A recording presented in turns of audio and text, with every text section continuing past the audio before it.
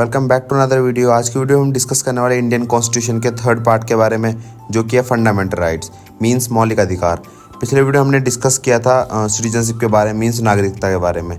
Video को आगे बढ़ाते हैं और fundamental rights, total 6 fundamental rights हैं, उनको एक एक करके डिटेल में डिस्कस करेंगे और उसके अंडर आने वाले जितने भी आर्टिकल्स हैं उनको भी डिटेल में डिस्कस करेंगे।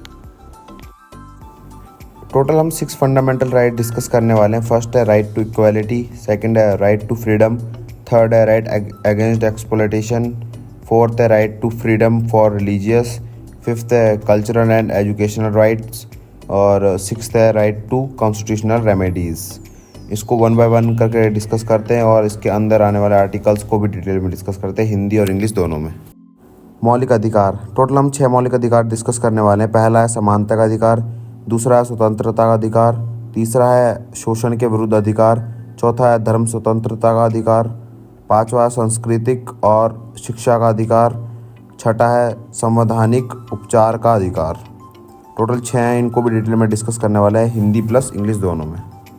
वीडियो को आगे बढ़ाते हैं। First fundamental right to equality, article 14 to 18 means समानता का अधिकार, अनुच्छेद 14 से 18 तक। इसके अंदर आने वाले 14 से 18 तक सारे अनुच्छेदों को हम डिटेल में डिस्कस करेंगे। सभी आर्टिकल्स को वन बाय वन करके डिस्कस करते हैं, वीडियो को आगे बढ़ाते हैं। आर्टिकल 14 अनुच्छेद 14, इसमें सिर्फ एक लाइन या एक पॉइंट याद करने का है, जो कि है इक्वालिटी बिफोर लॉ मीन्स कानून के आगे समानता। अगर हम इस लाइन को याद कर लेते तो पूरा एक पॉइंट जो होगा, स्पेसिफिक पॉइंट ईजिली बना सकते हैं कि ये बेसिकली बात करता है कि जो कानून है उसके आगे सब इक्वल हैं, सब बराबर हैं। आर्टिकल 15 मीन्स अनुच्छेद 15 काफ़ी इंपॉर्टेंट आर्टिकल है, जो कि काफ़ी एग्जाम्स में पूछा भी जाता है। ये बेसिकली बात करता है कि no discrimination on the basis of religious, race, caste, gender and place of birth. इन चीज़ों पे या इन बेसिस पर किसी का भी डिस्क्रिमिनेशन नहीं किया जाएगा। मीन्स ये बात करता है assuring equal treatment for all the citizens, means सबको इक्वल ट्रीट करने की बात करता है ये। अगर हम इसको हिंदी में डिस्कस करते हैं तो अनुच्छेद 15 बेसिकली बात करता है धर्म, मूल वंश, जाति, लिंग या जन्म स्थान, इनके आधार पर भेदभाव नहीं किया जाएगा। इनके आधार इनको मतलब इन बेसिस पर जो भेदभाव होता है उसको रोक लगाने की या उसको समाप्त करने की ये बात करता है। नेक्स्ट आर्टिकल है आर्टिकल 16 मीन्स अनुच्छेद 16। ये बात करता है इक्वलिटी ऑफ अपॉर्चुनिटी मीन्स अवसर की समानता। ये बेसिकली बात करता है जो पब्लिक एम्प्लॉयमेंट होती है उसमें कोई डिस्क्रिमिनेशन नहीं होगा, जो कि रिलीजियस बेस्ड, कास्ट बेस्ड और जेंडर बेस्ड, प्लेस बेस्ड, इन सब के बेसिस पर कोई भी डिस्क्रिमिनेशन नहीं होगा और सबको इक्वल अपॉर्चुनिटी प्रोवाइड करवाई जाएगी। आर्टिकल 17 मीन्स अनुच्छेद 17। ये बेसिकली बात करता है एबॉलिशमेंट ऑफ अनटचेबिलिटी मीन्स सभी इक्वल होंगे सिटीजन्स और सबको इक्वली प्रमोट किया जाएगा इन द सोसाइटी में। और ये छुआछूत को ख़त्म करता है बस, और कुछ खास नहीं है इसी में। यही इंपॉर्टेंट लाइन है कि एबॉलिशमेंट ऑफ अनटचेबिलिटी या फिर छुआछूत को ख़त्म करता है। आर्टिकल 18 मीन्स अनुच्छेद 18। इसमें कुछ खास नहीं है, ये बेसिकली बात करता है एबॉलिशमेंट ऑफ टाइटल्स मीन्स उपाधियों को समाप्त करता है ये, बस और कुछ नहीं है इसमें। अब हम डिस्कस करने वाले हैं सेकंड फंडामेंटल राइट, जो कि है right to freedom, article 19 to 22 means स्वतंत्रता का अधिकार, अनुच्छेद 19 से 22 तक। इसके अंदर आने वाले जितने भी आर्टिकल्स हैं उनको हम डिटेल में डिस्कस करेंगे वन बाय वन करके। वीडियो को आगे बढ़ाते हैं, डिस्कस करते हैं डिटेल में। राइट टू फ्रीडम के अंडर आने वाले आर्टिकल्स की बात करेंगे हम। पहला आर्टिकल है आर्टिकल 19 मीन्स अनुच्छेद 19। ये बेसिकली बात करता है freedom of speech, expression, movement, residence और प्रोफेशन, मतलब इन सब की आज़ादी की बात करता है कि हम फ्री हैं कुछ भी बोलने के लिए, कुछ भी नहीं बोल सकते हैं पर हम फ्री हैं अपने पॉइंट ऑफ व्यू को रखने के लिए, मूवमेंट करने के लिए, आंदोलन वगैरह करने के लिए, पर उसकी भी कुछ लिमिटेशंस होती हैं। आर्टिकल 20 मीन्स अनुच्छेद 20। बेसिकली इसमें 2-3 पॉइंट्स हैं जो कि काफ़ी इंपॉर्टेंट पॉइंट्स हैं। इसमें पहला पॉइंट ये है कि जैसे कोई एक इंडिविजुअल को एक ही क्राइम के लिए डबल सज़ा नहीं दी जाएगी। जैसे मतलब उसने क्राइम किया है तो उसकी FIR काफ़ी अलग अलग जगह पे रजिस्टर्ड है, तो उन सबको कलेक्ट किया जाएगा और उसका एक ही प्रूफ निकाला जाएगा, तब उसको सज़ा दी जाएगी। मतलब एक क्राइम की सज़ा बार बार नहीं मिल सकती है। और उसके बाद दूसरा कोई भी इंडिविजुअल को फोर्स नहीं किया जाएगा कि भी तू अपने ही खिलाफ हमें एविडेंस दे कि तूने ये क्राइम किया है। और तीसरा ये है कि किसी भी इंडिविजुअल को ऐसे सज़ा नहीं सुनाई जाएगी अगर जो उसने क्राइम किया है उससे रिलेटेड कोई भी लॉ या कोई भी ऐसा कुछ कानून नहीं बना हुआ है, तो उसको सज़ा नहीं सुनाई जा सकती है।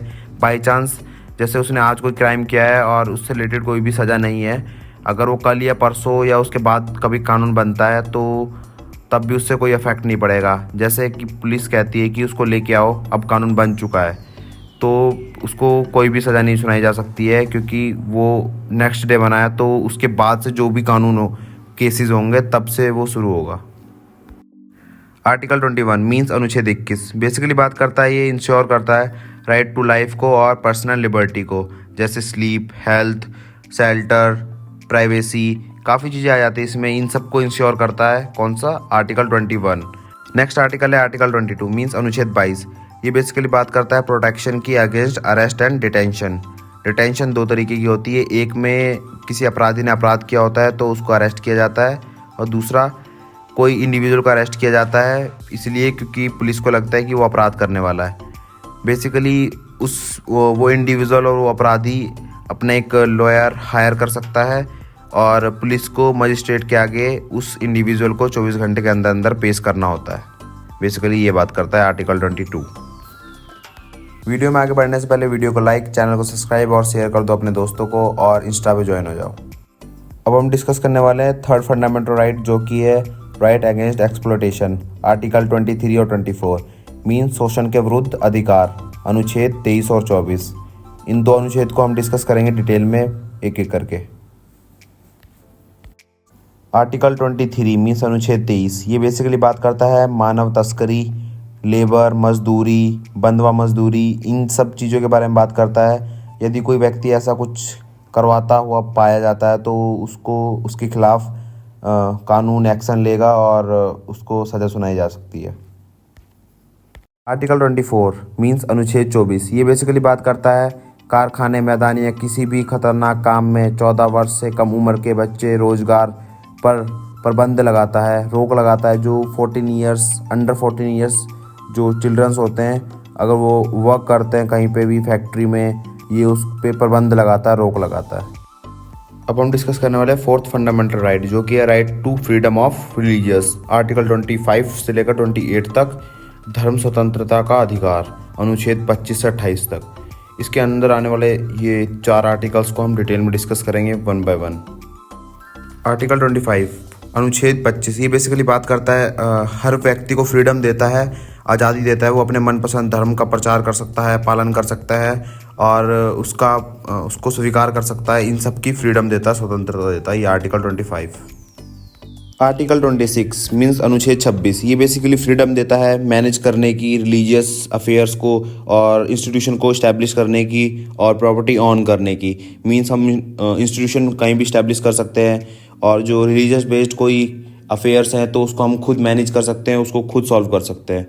ये सब कुछ आर्टिकल 26 कहता है। आर्टिकल 27 मीन्स अनुच्छेद 27, ये बेसिकली सरकार को किसी भी विशेष धर्म के प्रचार या रख रखाव के लिए कोई भी कर लगाने से रोकता है। मीन्स बेसिकली ये tax, non tax, tax free जिसको बोलते हैं हम, टैक्स फ्री, वो ये करता है आर्टिकल 27। मीन्स अगर हम रिलीजियस को प्रमोट कर रहे हैं या प्रमोशन कर रहे हैं तो उस पर कोई भी टैक्स नहीं लिया जाएगा, और मंदिर, मस्जिद और गुरुद्वारा, इन सब पे कोई भी टैक्सेस नहीं लिया जाएगा। आर्टिकल 28 मीन्स अनुच्छेद 28, ये बेसिकली बात करता है 3 पॉइंट्स के ऊपर। पहला कि कोई एक इंस्टीट्यूट है जो कि गवर्नमेंट के द्वारा कंट्रोल हो रहा है, गवर्नमेंट के द्वारा उसको फंड प्रोवाइड करवाया जा रहा है, तो उसमें रिलीजियस एक्टिविटीज़ नहीं होंगी। दूसरा, ऐसा एक इंस्टीट्यूट है जो कि उसको स्टार्ट तो एक ग्रुप के द्वारा किया गया है और उसमें फ़ंड जो है वो सरकार दे रही है, उसको पैसा जो है सरकार दे रही है उसको चलाने के लिए, तो उसमें रिलीजियस एक्टिविटीज़ होंगी और उसको प्ले किया जा सकता है, रिलीजियस एक्टिविटीज़ हो सकती हैं और उसको फॉलो भी किया जाएगा।